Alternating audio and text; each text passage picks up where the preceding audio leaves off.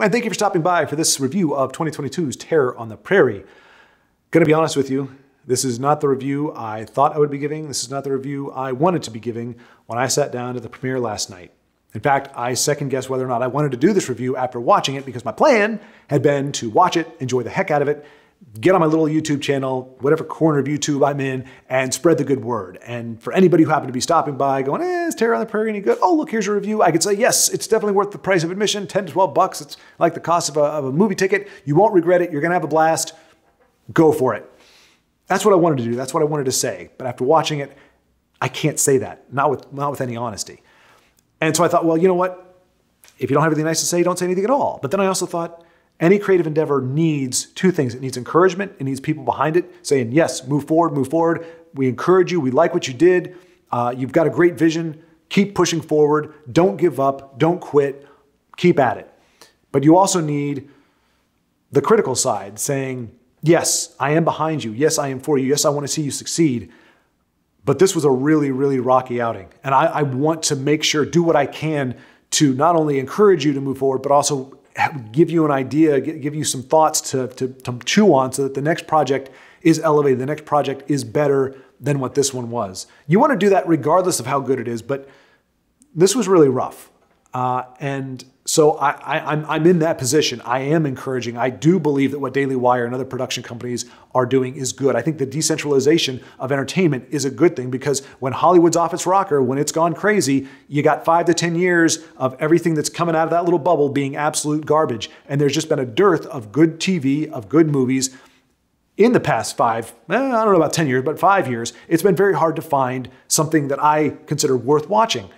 And so you want to see these other production companies up. You want there to be people that focus on quality and want there to be great production value, more jobs, more people involved, get people who are talented and with passion into these positions and help them create new stories and tell great stories. That's what I want, and that's what I'm believing in. And I'm rooting for the Daily Wire and studios like that, and I want to see them succeed.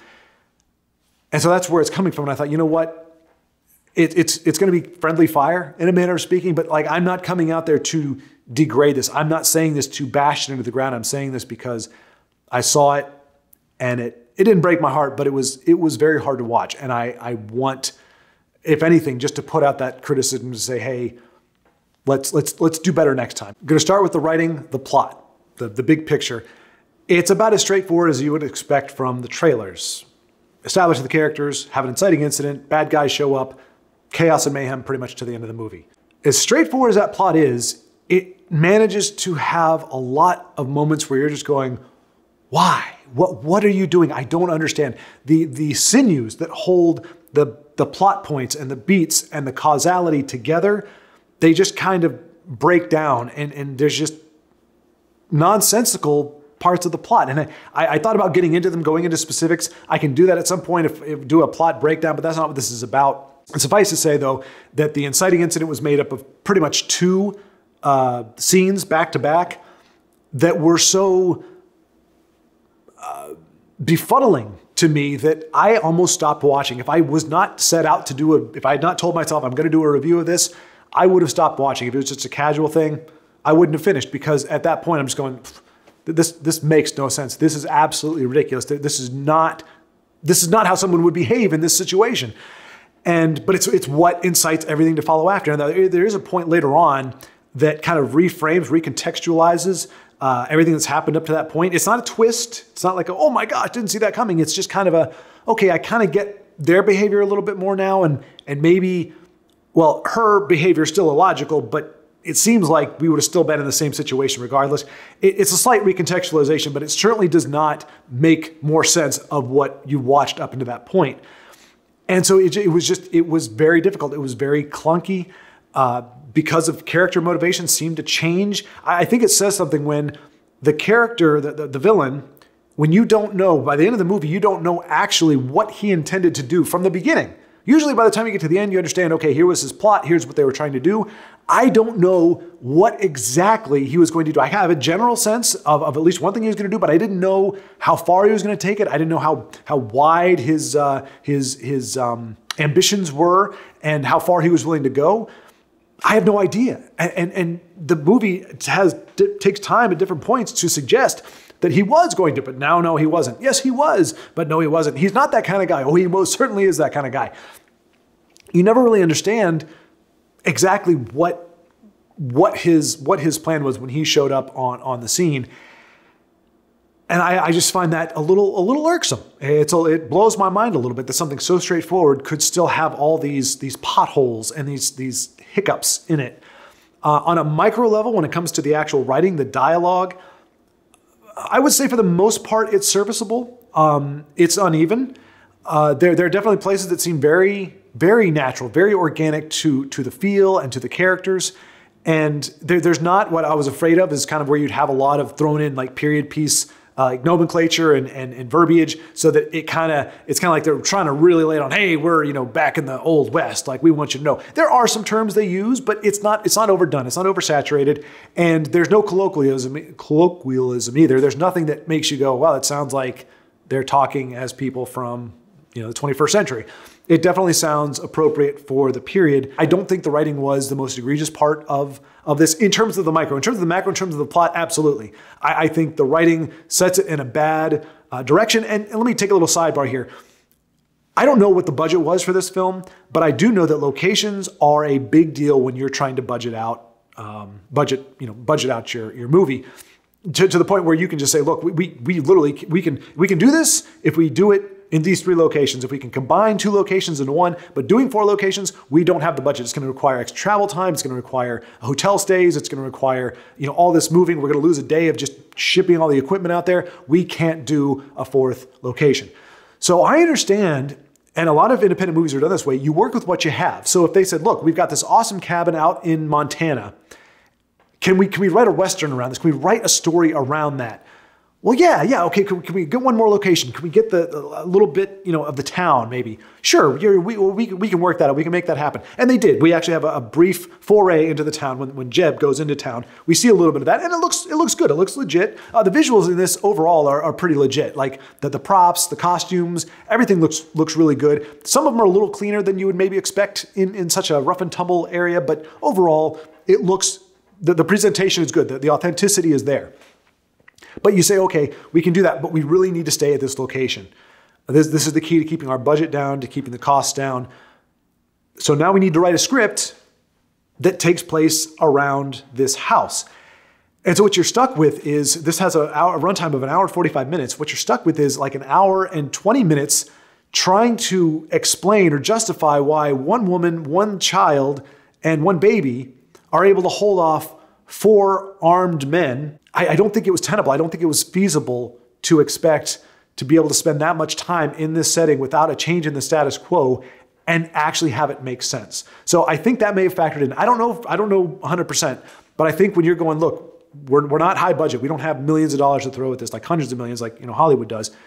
We got to keep the location down. I think that could have factored in. And in that case, hey, maybe the writer did as best he could within those parameters. I just think it was a bad idea.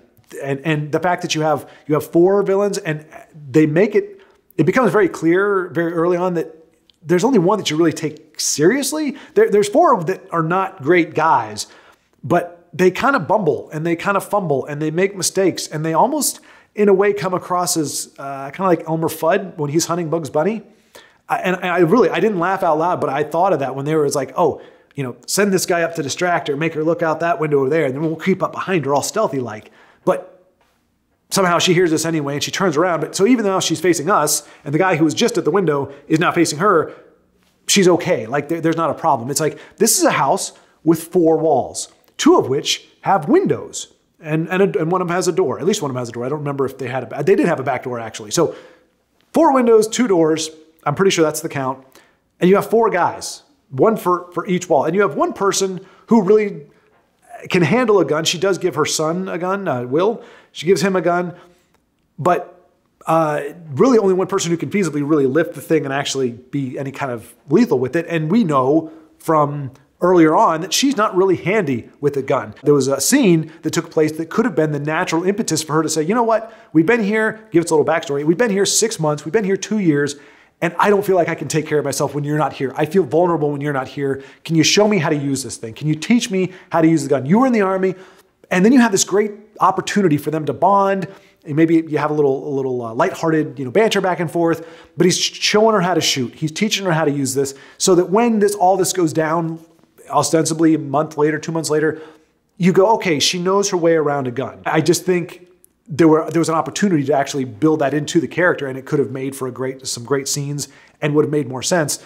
As it is now, though, we as an audience know she doesn't handle weapons often. She's not familiar with them. She gets the gist, but this is not somebody who's accustomed to using firearms. And bearing that in mind, it doesn't make any sense for these characters to be held at bay for this long. And I think I mentioned this, I've been rambling on a little bit, but there is a scene towards the middle that recontextualizes that whole scene, but it still doesn't justify why they're going about it the way they are. And it doesn't justify why there's these ebbs in the plot. There are these moments where, despite the fact that battle lines have been drawn, we know there are bad guys outside your door. They're not just out there somewhere and they're going to set off alarms when they come in. They are right at your doorstep, essentially, within view. And you're like, you know what?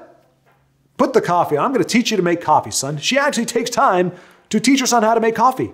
And then for no reason, I get it if the son was mourning or he was nervous or he was anxious and he's afraid and she's trying to get his mind off of things. She's like, you know what? Have I ever told you how I met your father? That would be motivated. That would make sense. But no, she's just out of the blue. Have I ever told you how you met your dad? I'm thinking of like the TV show, How I Met Your Mother. Let me tell you the story about me. It's like, I'm going to just throw this exposition out there for no good reason. All you had to do was make the kid, put the kid in a state where she needs to distract him, get his mind off this incredibly tense situation. But show her that she's still tense. She's telling him the story and trying to say these nice things about, love and all this kind of stuff. Well, she's anxiously looking out the window. She's watching. She's not. Her guard is down. She's just kind of wandering around the cabin. These men are here. You have no reason to believe that they're not trying to get in. There's just times where it takes all the tension out of the scene. And I don't understand the pacing. I don't understand why you would do that. It's just not, it's not sustained. The tension is not there. And so it's not action and it's not excitement. And it's also not really great drama and character building. So you're kind of left in the middle. So in that regard, the writing was not great. Like I said, there might've been justification for that, but I don't know. The dialogue, nothing egregious, but I would really it's very hard to tell between directing, acting, and writing which one kind of carries the most weight or carries, I would say, the most blame or the most, adulation for its source. An actor can only do with their character what's been written. They can only say, they can only do things that have been written for them, so they're limited in that. The director has the final say, whether they're an actor's director or not. They have the final thumbs up on a performance. The actor can give them something, and the director can go, nope, I don't like that at all. Remember, you're feeling these emotions. I want you to do it this way. Or that's way too emotive, or that's way too over the top. Bring it down a little bit. The director is in charge. It has to pass through him. So ultimately, the director is the one that gives the green light. So I always assign more, I attribute more of the performance to the director than necessarily the actor, because the director can change it, can alter it. Now, he can only work with what he has. So you've got the actor can only work with what's written, and the director can only work with what the actor is giving them. And so it's really hard to understand. So I would have to look at the script itself to say, yeah, these lines were kind of clunky. There are definitely moments, because there is a great actor, does a very good job. His henchmen, I think one of them is called Gold Tooth, one of them's the kid, and one of them's long hair guy or long hair. I don't know. They don't get a lot of screen time. They don't have a lot of solo screen time. They have a little bit. There's a little bit of character building-ish, particularly with the kid, but not a whole lot. They aren't given a whole lot to work with. They're largely reduced to cackling. They kind of have the hyena effect, where it's the bad guys that one of them will say or do something crude, and the other just kind of, it's kind of that, like, really, who finds that amusing? Like, these guys are just kind of the scum of the earth. That's pretty much the character. You guys are just scuzz, you're scummy. And the crazy thing is, when you find out their history, where they came from, and their relation to the captain, they didn't need to be that way. They didn't need to be just scuzzy and dirty and all kinds of cackling, whatever. They could have actually been decent folk, but they chose to make them almost stereotypical. I wouldn't say they ever went over the top. They were adequate. They were adequate in their roles. They weren't terribly distracting. The main issue, the main hiccup when it comes to the performance was with the Homesteaders, was with Hattie Jeb, and Will, all three of them. And I don't know how else to describe it other than there's a difference between portraying a character who seems to be very much at home and very much genuine. Their existence is genuine and real in that universe, in that fantasy, in that narrative. And an actor who is in the set and they're moving because the blocking tells them to. They're saying a line when they need to say it in response to another line or in response to an action when they need to say it. And they're saying it with the general emotion that they were told they need to say it with. But there's no gradient, there's no reaction. 50% of acting is reacting, is what my drama teacher used to say, which means, in theory, if you're able to see the person reacting, you should see in their face and their expression, their mannerisms and their body language, get a preview of what they're going to do. You see, oh, they're getting anxious. This person, what they're saying or what they're watching happen, they're getting anxious, they're getting tense. You can see it. Okay, they're either going to blow up or they're going to run or they're going to yell. Like, you don't know exactly what they're going to do, but you get it. You understand that this is leading up to an action. And so unless it's supposed to be like a jump scare or something very, very sudden and abrupt, as an audience, it's a motivated thing. You understand this character has gone through this process. They've ramped into the beat, into this moment. And now you're getting their line or you're getting their reaction or whatever there is they're doing. And then it's going to transition to the next thing that they respond to or the next thing that they do. We didn't get that from these characters. It was very stiff at times, mechanical, where it was, okay, I'm going to walk over here and I'm going to say this line. And it's not enough. There's not enough emoting to really understand the difference between are they unhappy? Are they tired? Are they worn out? It's just kind of flat. And then the next moment, somebody says something, and the next moment, anger is there. Or the next moment, sadness is there. And it's like, where did that come from? Because a moment ago, you were emoting nothing. You were showing nothing. And now suddenly, you're full of rage or full of whatever emotion. And then in the next line, you're back to not. And so it was very halting, I guess is another word for it. And it took me by surprise because it's a foundational thing. It's not, oh, I didn't believe that they, are actually living in this time period or that they're, that they're actually from this part of the country. It wasn't anything nuanced like that. It was just the very basics of acting, the difference between I'm a character and I'm in this story and I'm an actor and I'm on this set. I don't want to go any further into that. It was just the performances were not, they were a distraction. They brought the production down. Another big problem that they were not helped at all. In most movies, you have a score, you have music, you have a soundtrack that can at the very least shore up kind of a weak performance. If the emotion isn't there, if the elements aren't quite falling into place, if the lines aren't hitting, the music can kind of still help the audience go, oh, that was a sad moment, or oh, that was I understand, oh, that's really dire, or that's really scary. But ideally, it's not there to prop up a performance. Ideally, it's there to enhance the ambiance and the feel. This movie didn't have any. Well, I shouldn't say that. At the very end, the last sequence, the final two shots of the movie, a song fades in to lead us into the credits. That's it. There is no other music in this movie. Now, that's not inherently a bad thing. Movies like No Country for Old Men, actually, I didn't even notice there was no soundtrack until the very end. I was like, holy cow, I went back to do a review on it, and I'm checking out these different places. I'm like, wait a minute, was there no music here? Didn't notice it, didn't miss it. That's the important thing. I didn't notice it, but it was like, oh, wow, there was enough tension, there was enough suspense, there was enough meat on the plot in the story that you just completely, you don't even think about the fact that there's no music. Or there was no place where you're like, oh, this really needs music. It was like the absence of sound in those tense moments was freaky enough. The suspense was built well enough that you didn't need it. This film needed the space filled. There was a lot of emptiness. And in fact, it got to the point where before I realized that there was no music, I was like, wait, was there music there? I could have sworn there was music there. My brain was telling me, my ears were telling me, something was telling some other part of my brain that there was music there because that's where you're used to hearing it. If somebody has a monologue and they're going through it, maybe you could hear a pin drop. They're going through this monologue, it's this tale, it's riveting. But at the very, very end, the last line or two, as they're wrapping up, as they're really punching it home, you get the strings that come in a little bit, a little score of some kind, just to highlight it, just to underscore it, if you will, pun intended. just to kind of highlight it a little bit, just to really create that extra resonance. And it usually kind of will build into maybe a light rendition of the theme, kind of to tie it all together, to bring it back to whatever musical theme there was for the film, or it just leads into another piece of music that brings you into the next scene, kind of shows the passage of time, or speaks to the passage of time, and then it fades out once the dialogue starts or the action starts or something. So a lot of times that's done, and so you kind of get used to hearing that, you kind of used to having that. And I went back, I was like, no, I could have sworn I heard it, but it wasn't. I could have sworn at this moment that this is a moment where the stakes just got raised. This is a moment where a realization happens.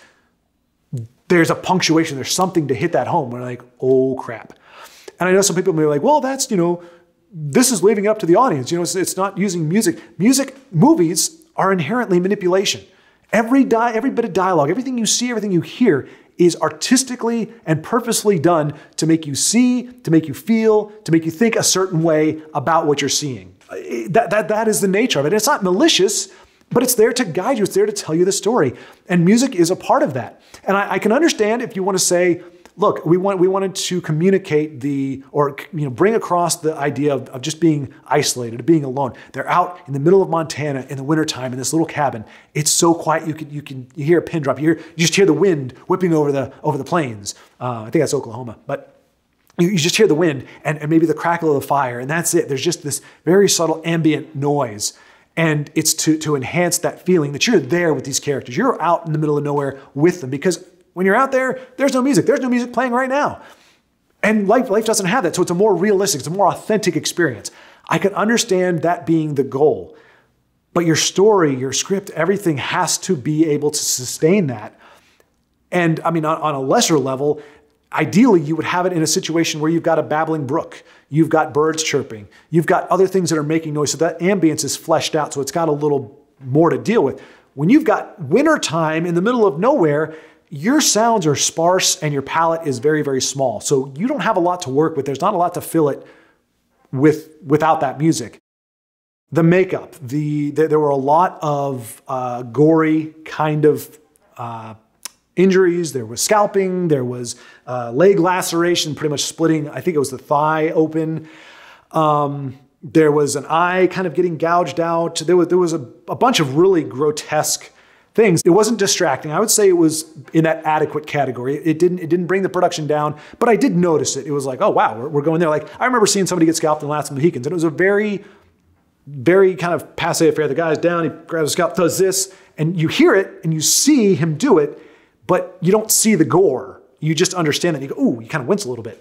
And this one, you actually see the whole thing, and it doesn't really add anything to it other than if you're going, look, we want to make this look more, we want this to seem more authentic. We want to put it more in your face to make it more robust as a production. We're going to actually show the viscera. We're going to show the gore when it's really not needed.